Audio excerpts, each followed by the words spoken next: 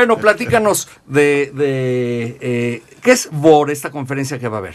Mira, Eddie, cuando yo llegué a México a vivir hace más de 2 años, hacía un mes que estaba viviendo acá en México y me topé con un folleto, una convocatoria que decía BOR, que era este BOR, ¿no? Bueno, el acrónimo es larguísimo, es Very High Frequency Omnidirectional Range. ¿Y en español? Radio Faro.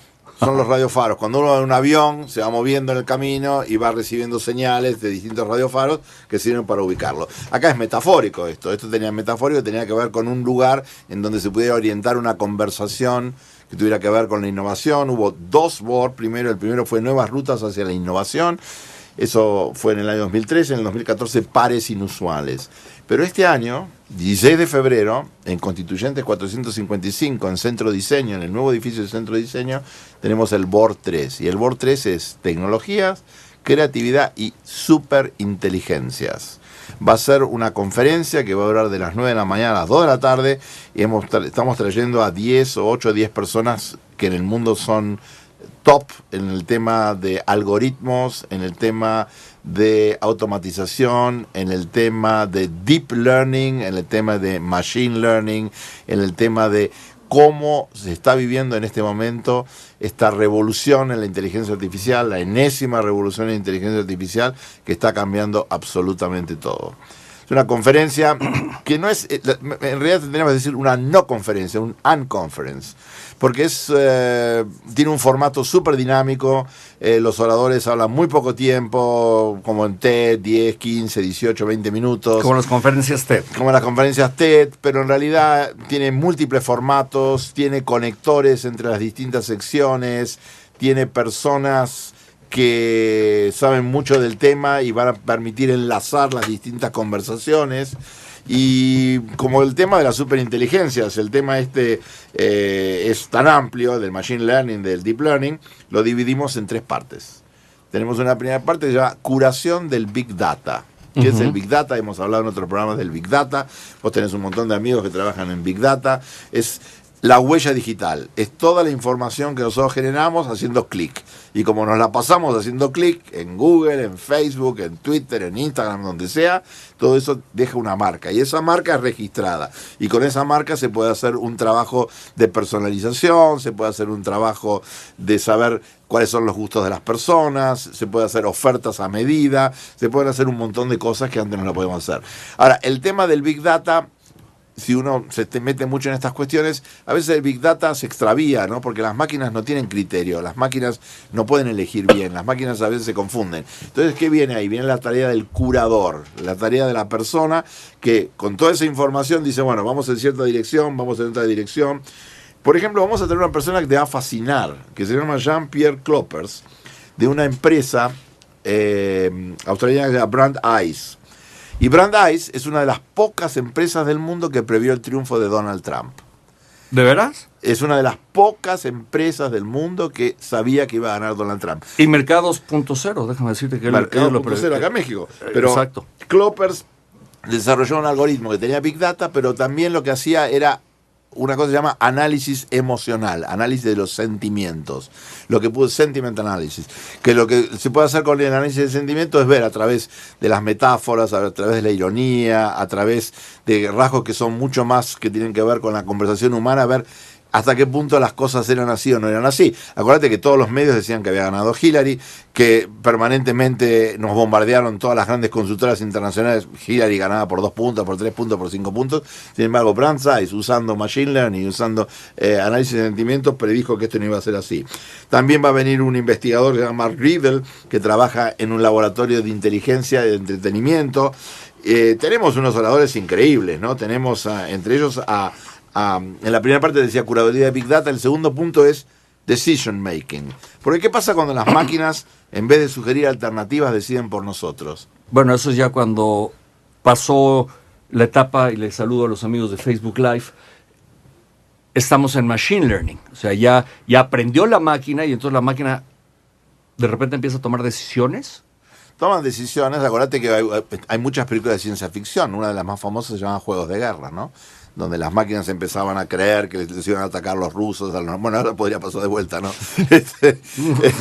Los rusos, los norteamericanos, entonces creíamos que las máquinas... Bueno, y otro, en realidad la saga de Terminator es el mejor ejemplo de Skynet, que de repente la quieren desconectar y entonces la máquina se revela y lanza una guerra mundial y entonces tenemos el lío de viaje de regreso al futuro combinado con las máquinas y la superinteligencia, ¿no?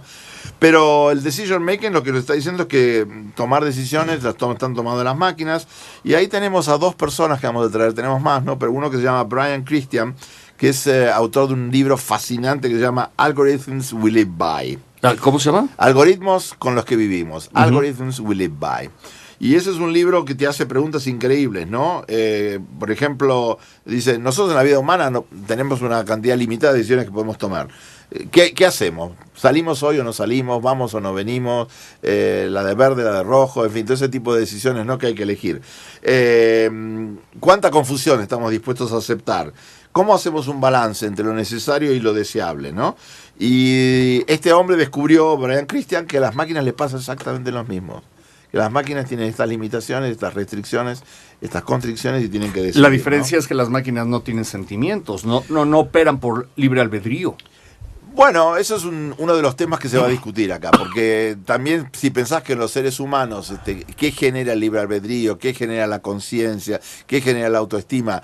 Para algunas personas eso es una imposición divina, ¿no? Es una gracia divina que te lo pusieron a vos el día que naciste porque te cayó el espíritu. Para otros dicen, no, en realidad son neuronas que están operando y hay una base material, una base físico-química que se va mutando y genera esos elementos, ¿no?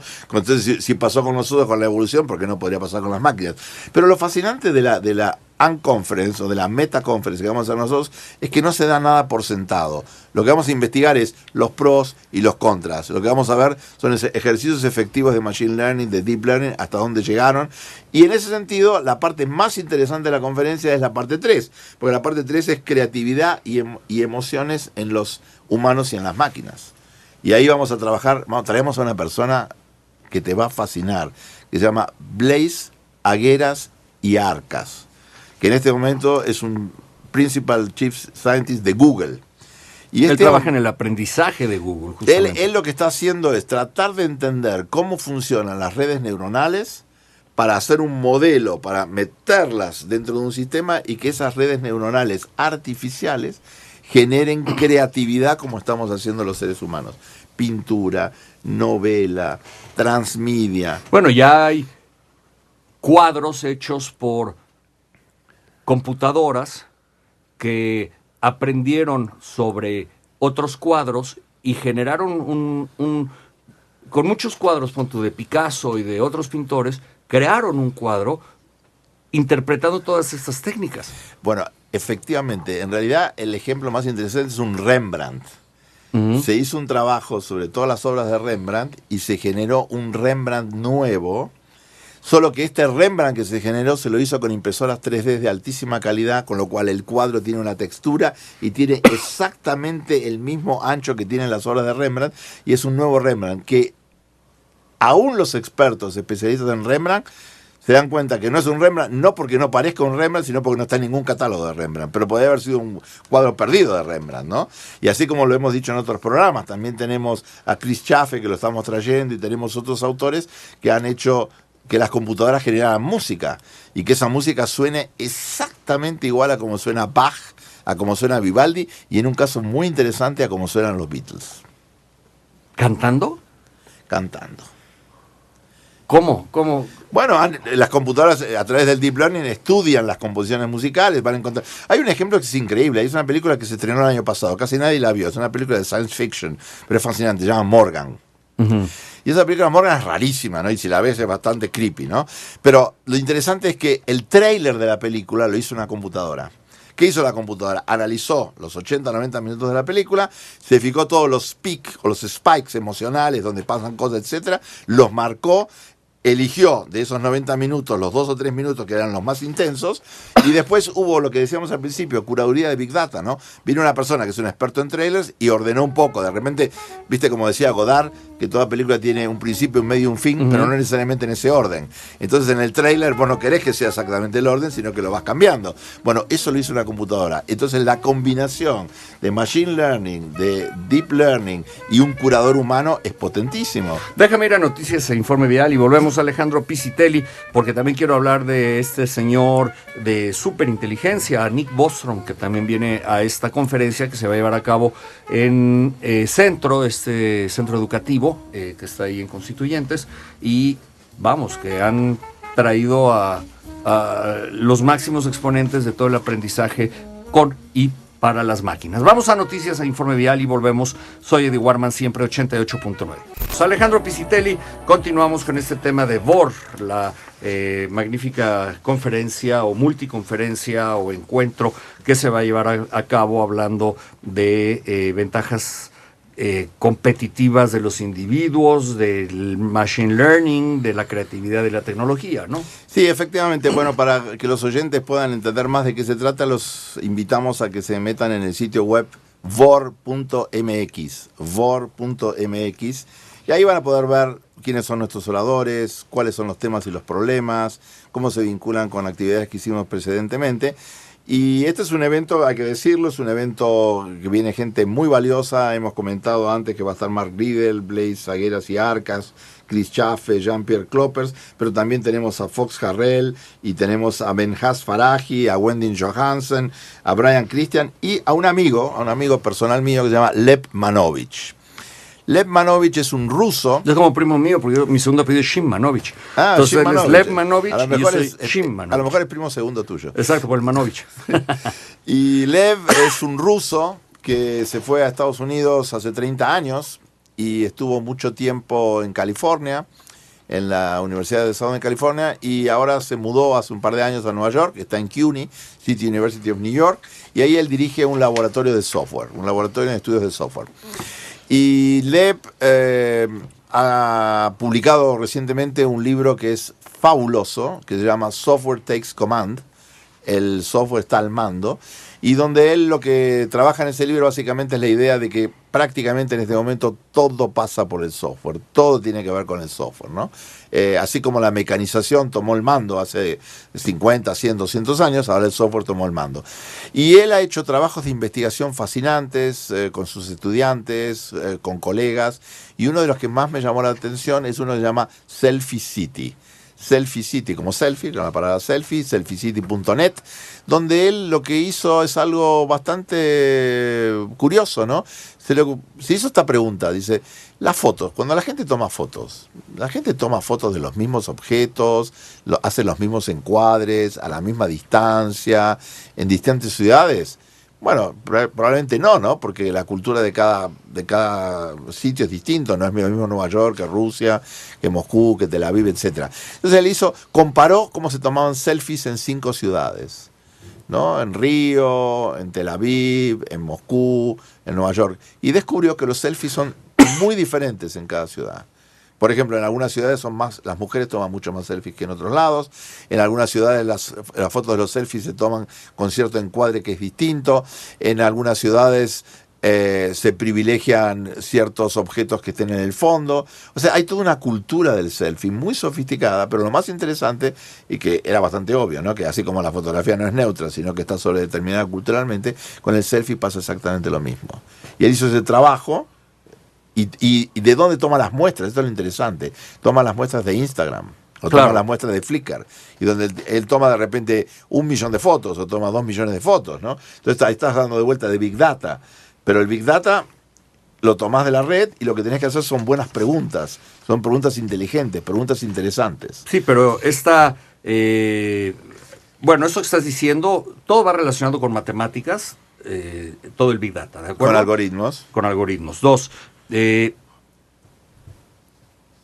al final de cuentas, con la superinteligencia, que es a lo que estamos llegando, ya no es la inteligencia natural, la inteligencia artificial, sino ya es la superinteligencia, al rato vamos a plagiar la naturaleza y vamos a emular lo que hace el cerebro a través de las computadoras. Bueno, vamos a crear cerebros artificiales, lo estamos haciendo desde hace mucho tiempo. Lo que pasa es que nos interesa crear no tanto cerebros artificiales, sino cuerpos artificiales. Y las preguntas son interesantes. ¿De dónde viene todo esto, Eddie? ¿Por qué nos metimos en el tema de superinteligencias? Hace como un año, cuando empezamos a imaginarnos cuál iba a ser el tema de Bohr, que originalmente lo íbamos a hacer en septiembre, pero después era complejo y nos parecía que había que enriquecerlo mucho más. Por eso lo postergamos hasta el 16 de febrero de este año, 9 de la mañana, ahí, como les decía, en Centro de Diseño Constituyentes 455. Nosotros empezamos a investigar los grandes problemas mundiales, los grandes problemas universales. ¿Qué dice la UNESCO? ¿Cuáles son los grandes problemas de la humanidad? La falta de agua, el fin del petróleo, los problemas habitacionales, lo que decíamos en otro programa, el analfabetismo. Y aparecían muchos problemas que son problemas muy importantes. El cambio climático, ¿no? Bueno, las noticias todos los días, que los últimos años, cada año hace más calor y eso va a derretir las aguas de los polos y eso va a inundar a las ciudades. El 60% de la población mundial vive en ciudades costeras, ¿no? O sea que si eso pasara sería un desastre. Pero cuando íbamos mirando cuáles son los problemas para tratar, a ver, decimos, vamos a meternos en serio en un problema, vimos que el que aparecía siempre era el tema de superinteligencias, robots, algoritmos, aparecía. ¿Y por qué aparecía? Porque salieron por ahí 2 o 3 comentarios. Primero, que las máquinas son cada vez más inteligentes, entre comillas, ¿no? Primero ganaron a las damas hace 50 años. Después Deep Blue le ganó a Kasparov en el año 96. Después Watson, que es la gran máquina de IBM, ganó el Jeopardy. Y el año pasado ganaron AlphaGo, le ganaron al gran campeón de Go, ¿no? O sea, todos estos juegos, que eran juegos aparentemente que solo los humanos podíamos hacer, lo hacían las máquinas. Pero después empezaron a hacer otras cosas las máquinas, ¿no? A reconocer formas, a los gatitos y a jugar al videojuego mejor que los humanos. Entonces, bueno, hace poquito una persona de un fondo de inversión dijo que va a reemplazar a todos sus empleados y va a poner robots. ¿Por qué? Porque los algoritmos no tienen emociones, entonces van a poder tomar mejores decisiones que un analista financiero. Sobre la base de todas esas investigaciones decidimos, hay que tomar el tema de superinteligencia. Gente muy importante, Stephen Hawking, gente muy importante, Elon Musk, gente muy importante con Bill Gates, dicen, las superinteligencias van a acabar con la raza humana. Y Nick Bostrom, que vos lo mencionaste, otros dijeron, cuidado con lo que está pasando. Nosotros no queremos ser ni catastrofistas ni queremos ser ingenuos. Lo que vamos a hacer en esta super no conferencia, donde va a haber muchas voces, muchas intervenciones, mucho material para discutir, es analizar a fondo cuáles son las perspectivas de la superinteligencia.